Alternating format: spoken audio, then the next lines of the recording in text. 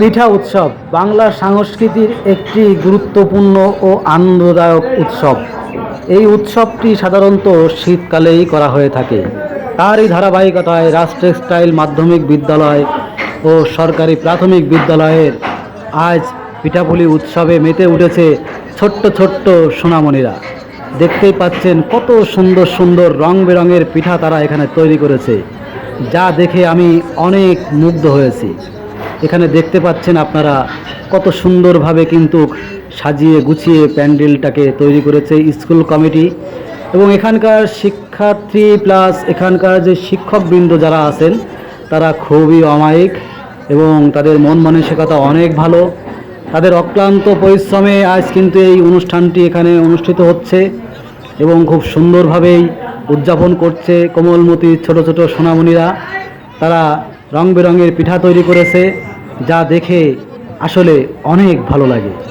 আর এমন পিঠা উৎসবে গেলে মনে হয় যে পিঠা দু একটা খাই, কিন্তু আসলে এই পিঠাগুলো এখনও খাওয়ার উপযুক্ত হয়নি। তারা সবেমাত্র তৈরি শুরু করেছে, আর একটু পরেই যারা অতিথিবৃন্দ আসছেন তাদেরকে পরিবেশন করা হবে। সুযোগ পাইলে আমরাও হয়তো একটা দুইটা খেতে পারি।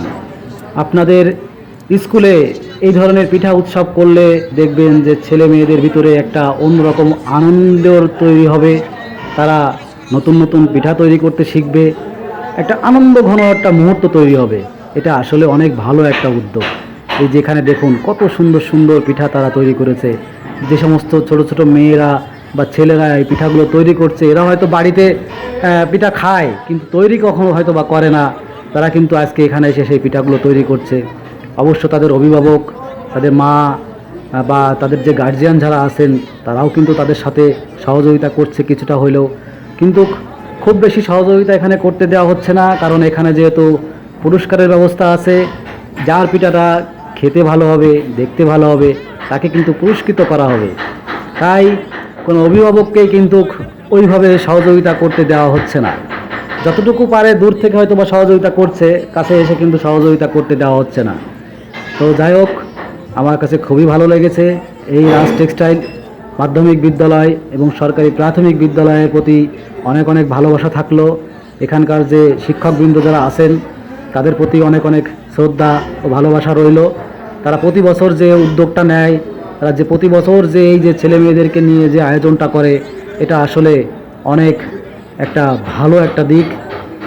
এতে শিক্ষার্থীদের ভিতরে আনন্দঘন মুহূর্ত তৈরি হয়, প্লাস তারা অনেক কিছু জানতে পারে, শিখতে পারে এবং শিক্ষকদের সাথে একটা বন্ধুত্বপূর্ণ সম্পর্ক তৈরি হয়। তো যাই হোক, আপনারা আসবেন, এই স্কুলে ঘুরবেন, দেখবেন, আপনাদেরও ভালো লাগবে। আর এই স্কুলে একসময় আমিও পড়েছি, অনেক স্মৃতি জড়িয়ে আছে এই স্কুলে। এখন স্কুল অনেক উন্নত হয়ে গেছে, মাশাআল্লাহ।